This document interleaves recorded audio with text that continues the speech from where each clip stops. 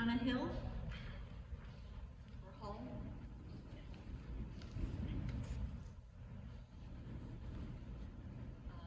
I'm Donna Hull, and I live in the Grand Valley Estates. So I watched the video. I wasn't able to make the meeting, and some red flags came up, so I phoned a friend because I'm not cell tower savvy, and he does work for Verizon, and he is not a person in the store. First of all, he said that Verizon, if they put a cell tower up on the tower, that the only people that will affect is the Verizon wireless customers. It won't affect AT&T, T-Mobile. So that way, if it's not being very all-inclusive, if a child has AT&T or T-Mobile, they will have the same issues. And who's to say that AT&T wants to go on the tower? They might have enough coverage out here that they don't need it.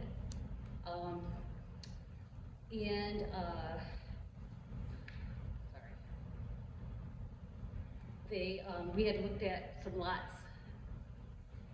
There was a cell tower wanting to go down south of 2 Mile, and they looked for zoning, and that was denied. And if Verizon thought it was good 5-10 years ago, I don't know why they can't say it's not good now. And there is no such thing as line of sight. It bounces off. It doesn't need to be looking at each other to work. Let's see. Northview has a flagpole for aesthetic reasons, which I think a cell tower at our district would look ugly. There's also you could put it on top of the water tower. It would only be a 1 aiming towards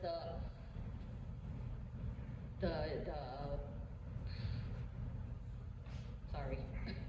It would be through where the tennis courts and the football field are. If you put it on the flagpole, it would be 3. The empty one would be aimed towards the wooded area. He said $75,000 for Wi-Fi is cheap. He goes, I don't know why they don't go for it. That's a good deal. It would save a lot of problems and cell tower issues. And he also wondered why, if anybody looked at does Verizon, are they on top of the 2 Mile cell tower? And are they off the Pettis one, that is north on Pettis? If not, why aren't they, would that solve a problem if they jumped on that one? Either one of them or both. Let's see, not much. I have no problem, I walk in the neighborhood all the time, and I have no problems with getting phone calls or anything in my house.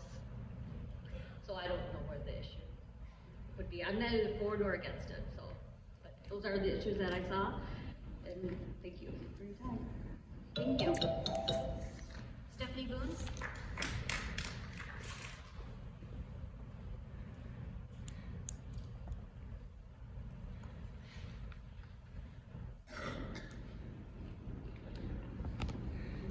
My name is Stephanie Boone. I live at 2205 Knoll Point Drive, which is in Grand Valley Estates, which is directly to the west of Forest Hills Eastern High School.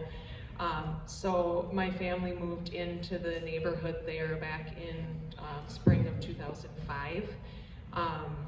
And I can tell you that Julie's presentation to you tonight and the presentation given last week, Thursday, gives the impression that this is, just since 2022, it's been talked about. Well, cell service has been an issue in our area ever since my family moved in.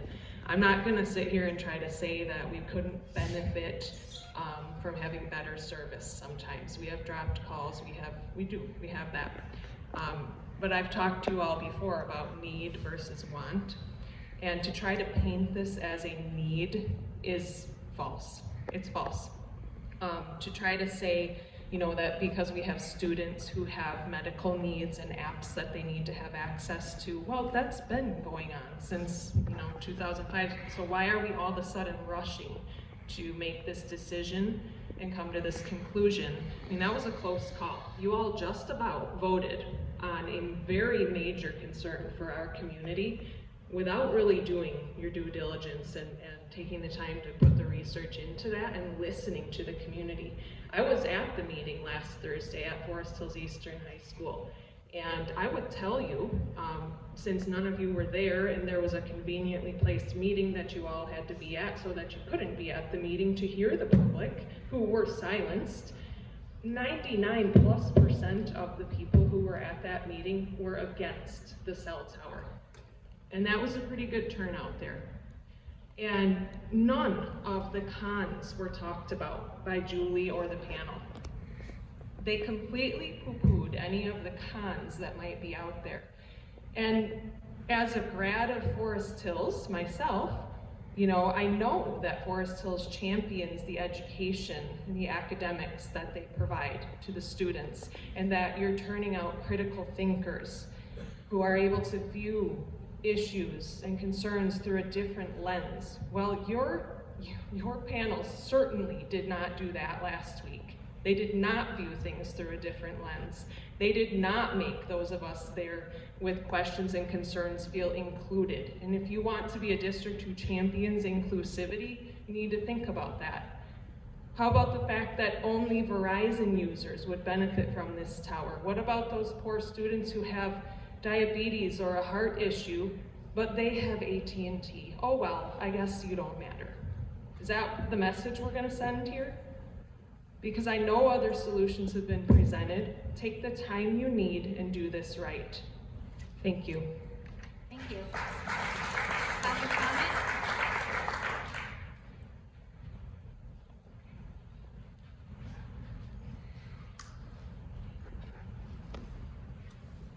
Good evening, Holly Tomet from 1970 Pettis.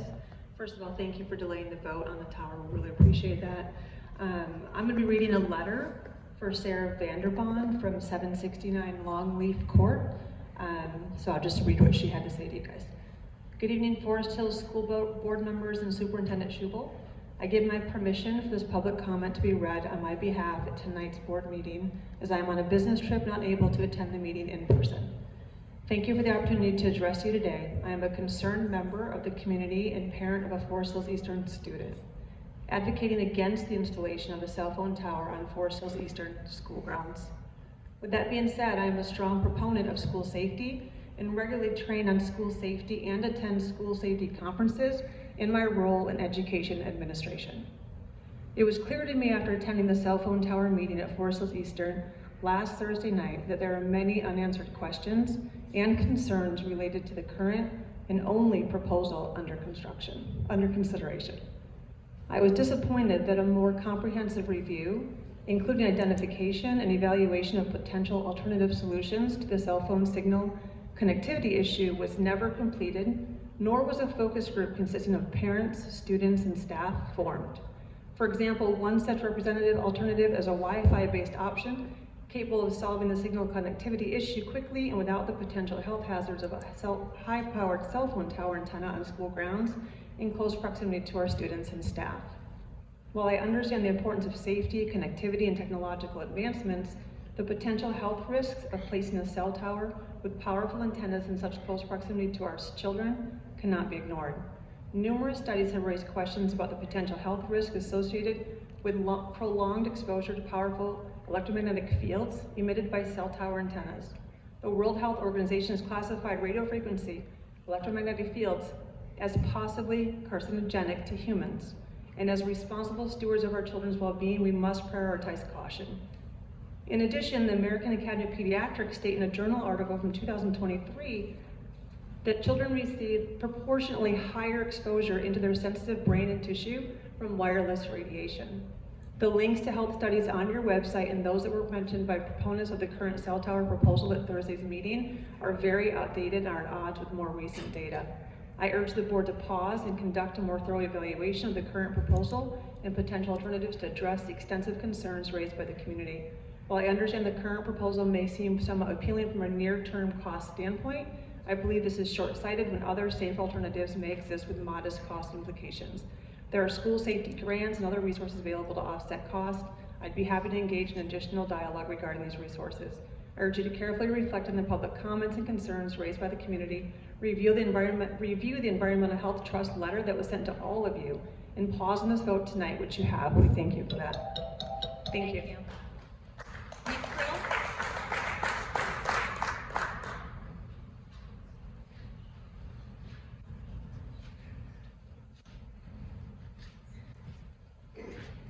My name is Nick Krill. I'm just going to say thank you for delaying that decision.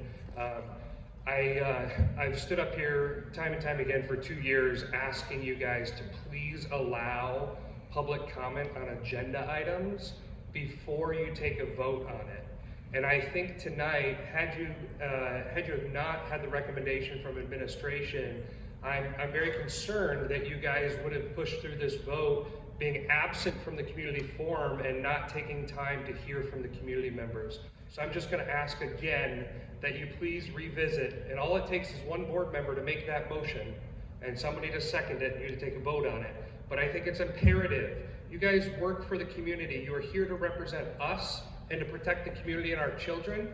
And I ask that you give us an opportunity to express our concerns on things that might detrimentally impact the health of our children in this community before you make a decision based on simply 2 slides of data that wasn't even well presented. And Julie, I'm not faulting you there, you're not a safety expert, but there are safety experts out there. They weren't on your panel last night, and I hope that this pause means that you guys are really going to take the time to hear from experts and to do a deep dive into the safety. The fact that there was more slides on the aesthetic look of what that tower was going to be than there were on the safety is disappointing. You guys need to do better, and I think you're on the right path, but make sure that the community has involvement and that you allow us to have our voices heard before you take such important votes. Thank you.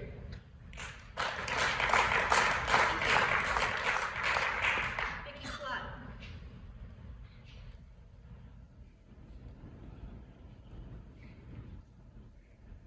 Hi, I'm Vicki Slott. I live on Knapp Street, have a granddaughter new in the system, and I'm the lady, I'm also a nurse, taught in nursing education for over 20 years in hospital and academic settings, worked obstetrics for 10 years. So we'll start by saying I don't have a prepared comment because I wrote you a lengthy letter that I trust you've all read. I do really appreciate that you delayed the vote. This is a complex issue. I think a lot of people are unaware of the health risks associated with radio frequencies, and especially the non-ionizing type.